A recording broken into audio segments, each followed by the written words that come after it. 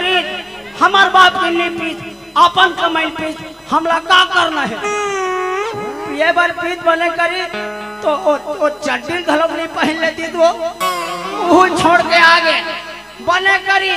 तो सब सुधला दी सब चिकल काज खुचा काज गौ और रोगहा मल्ला में हमरा ले लो कौन दारू बनै तेला गौ का सिल लोड हमर से मसाल के ना पीते तो तैसे लग